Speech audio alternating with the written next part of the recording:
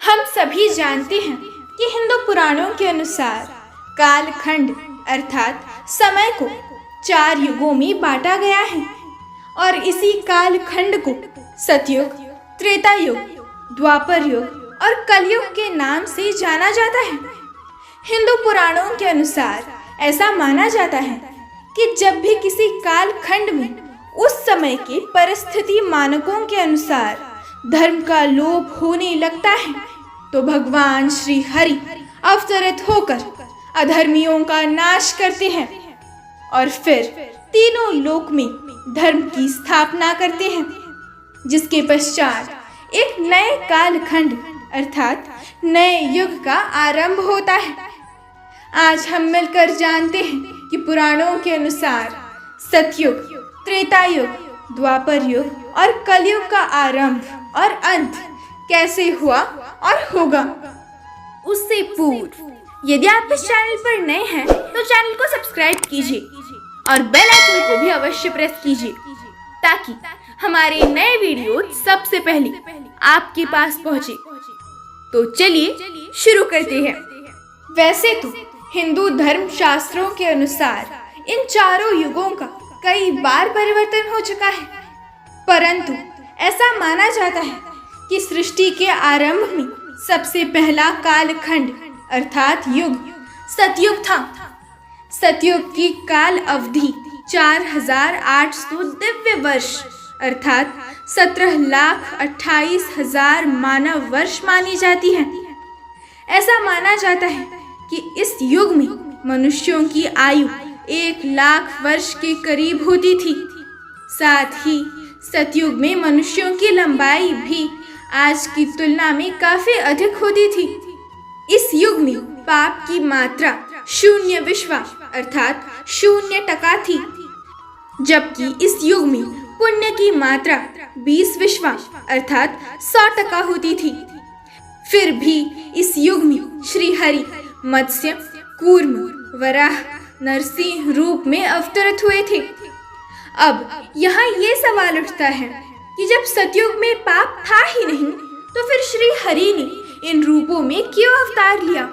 तो आपको बता दूं कि जब परम पिता ब्रह्मा ने इस सृष्टि की रचना की तो उस समय देवों, मनुष्यों, नागों, गंधर्वों आदि के साथ साथ दैत्यों की भी उत्पत्ति की ताकि सृष्टि का संतुलन बना रहे। और इसी संतुलन को बनाए रखने के लिए सतयुग में श्री हरि शंखासुर, हिरण्याक्ष, दैत्य और हिरण्यकशिपु का वध करने के लिए विभिन्न रूपों में अवतरित हुए। हिंदू धर्म ग्रंथों की माने तो चूंकि उस समय मनुष्य अपने विकास की ओर अग्रसर हो रहा था अर्थात मनुष्य जानवरों से धीरे धीरे अपने वास्तविक रूप में आ रहा था। इसके अलावा श्री हरि के ये सारे अवतार मानव के विकास का भी प्रतीक माने जाते हैं। सतयुग की समाप्ति के पश्चात त्रेता युग आया। इस युग की बात करें तो इस युग में श्री हरि ने वामन और श्री राम के रूप में पूर्ण अवतार लिया था, जबकि परशुराम के रूप में उन्होंने अंश अवतार लिया था। इस युग की काल अवधि 3,600 दिव्य वर्ष अर्थात 12,96,000 मानव वर्ष माना जाता है। इस युग में मनुष्यों की आयु 10,000 वर्ष हुआ करती थी, जबकि लंबाई 100 से 150 फीट हुआ करती थी। इस युग में पाप की मात्रा 5 विश्वा अर्थात 25% थी, जबकि पुण्य की मात्रा 15 विश्वा अर्थात 75% थी। इसी युग में रावण, कुंभकर्ण, बाली, अहिरावण जैसे अत्याचारी राजा भी हुआ करते थे, जो अपने बल और अहंकार में आकर तीनों लोक के प्राणियों पर अत्याचार किया करते थे, जिस कारणवश श्री हरि प्रभु श्री राम के रूप में अवतरित हुए और इन अत्याचारियों का विनाश किया। फिर जब वो अयोध्या वापस आए तो उन्होंने कई वर्षों तक वहां शासन किया।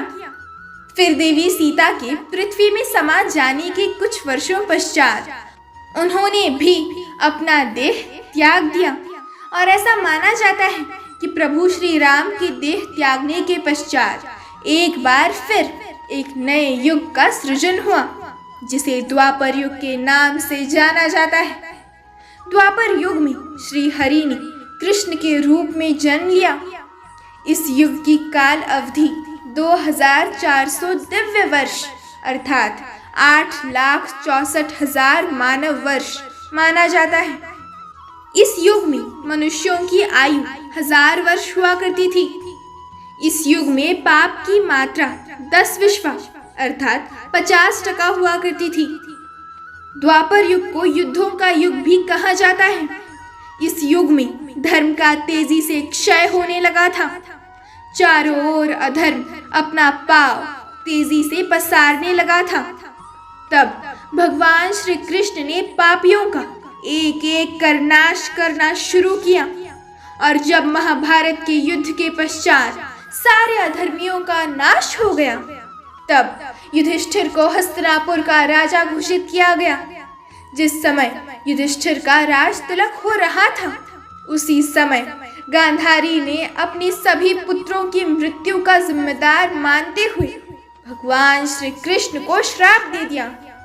गांधारी ने भगवान श्री कृष्ण को श्राप देते हुए कहा, कृष्ण, जिस प्रकार तुमने मेरे कुल का नाश किया है, उसी प्रकार तुम्हारे कुल का भी नाश होगा। ये तो हम सभी जानते हैं कि हिंदू पुराणों के अनुसार कालखंड अर्थात समय को 4 युगों में बांटा गया है। उसके पश्चात पांडवों ने 36 साल तक हस्तिनापुर पर राज किया। फिर गांधारी के दिए श्राप के कारण भगवान श्री कृष्ण की द्वारका नगरी की स्थिति दिन ब दिन बिगड़ने लगी। द्वारकावासी मदिरा पीकर आपस में ही लड़ने लगे और एक दूसरे को मारने लगे। ये देख एक दिन भगवान श्री कृष्ण पूरे यादव वंश को प्रभास ले आए, परंतु वहां भी श्राप के कारण संपूर्ण यादव वंश एक दूसरे के खून के प्यासे हो गए और अंत में हालात इतने बिगड़ गए कि संपूर्ण यादव वंश ही नष्ट हो गया। उसके पश्चात एक दिन भगवान श्री कृष्ण एक वृक्ष के नीचे विश्राम कर रहे थे। उसी समय किसी शिकारी ने भगवान कृष्ण पर ही निशाना साध दिया, क्योंकि भगवान ने मृत्यु लोक में जन्म लिया था। इसीलिए इस मनुष्य रूपी शरीर से एक दिन उन्हें दूर तो होना ही था। अतः भगवान श्री कृष्ण ने अपना देह त्याग दिया और वैकुंठ धाम चले गए। उधर जब इस बात की सूचना युधिष्ठिर को मिली, तो उनको भी समझ में आ गया कि अब उनके जीवन का उद्देश्य खत्म हो चुका है। द्वापर युग इस समय अपनी समाप्ति की ओर था और कलयुग का प्रारंभ होने वाला था। इसी बात को ध्यान में रखते हुए युधिष्ठिर ने हस्तिनापुर का राजपाट परीक्षित को सौंप दिया तथा स्वयं चारों भाइयों और द्रौपदी सहित हिमालय की ओर अपनी अंतिम यात्रा पर निकल पड़े। फिर पांडवों के हस्तिनापुर से निकलते ही कलयुग का आरंभ हो गया और आज हम इसी कलयुग में जी रहे हैं। इस युग में पाप की मात्रा 15 विश्वा अर्थात 75% मानी जाती है, जबकि पुण्य की मात्रा केवल 5 विश्वा अर्थात 25% मानी जाती है। दर्शकों, अभी कलयुग का प्रथम चरण ही चल रहा है और ऐसा माना जाता है कि कलयुग का प्रारंभ 3102 ईसा पूर्व से हुआ था, अर्थात अभी तक कलयुग में केवल अपने 5120 वर्ष ही पूर्ण किए हैं, जबकि इसका अंत होने में अभी 4,26,880 वर्ष बाकी है। परंतु कलयुग का अंत कैसा होगा, इसका वर्णन पहले ही ब्रह्म पुराण में किया जा चुका है। ब्रह्म पुराण के अनुसार कलयुग के अंत में मनुष्य की आयु महज 12 वर्ष रह जाएगी। इस दौरान लोगों में द्वेष और दुर्भावना बढ़ेगी। कलयुग की आयु जैसे जैसे बढ़ती जाएगी, वैसे वैसे नदियां सूखती जाएंगी, बेईमानी और अन्याय से धन कमाने वाले लोग बढ़ने लगेंगे। धन के लोभ में मनुष्य किसी की भी हत्या करने लगेगा। इंसान सभी धार्मिक कार्य करना बंद कर देगा। गाय दूध देना बंद कर देगी। मानवता नष्ट हो जाएगी। लड़कियां बिल्कुल भी सुरक्षित नहीं रहेंगी। उनका अपने ही घर में शोषण होने लगेगा। अपने ही घर के लोग उनके साथ व्यभिचार करने लगेंगे। सभी रिश्ते नष्ट होने लगेंगे। और जब आतंक अपनी चरम सीमा पर होगा, तब श्री हरि कल की अवतार लेंगे और पृथ्वी से समस्त अधर्मियों का नाश कर देंगे। और उसके पश्चात एक बार फिर से एक नए युग, सतयुग का आरंभ होगा। आपको बता दूं कि अभी तक कलयुग परिवर्तन का ये 22वां चक्र चल रहा है और वर्तमान युग के समाप्त होने के पश्चात ये अपने 23वें चक्र में प्रवेश करेगा। जय श्री कृष्ण।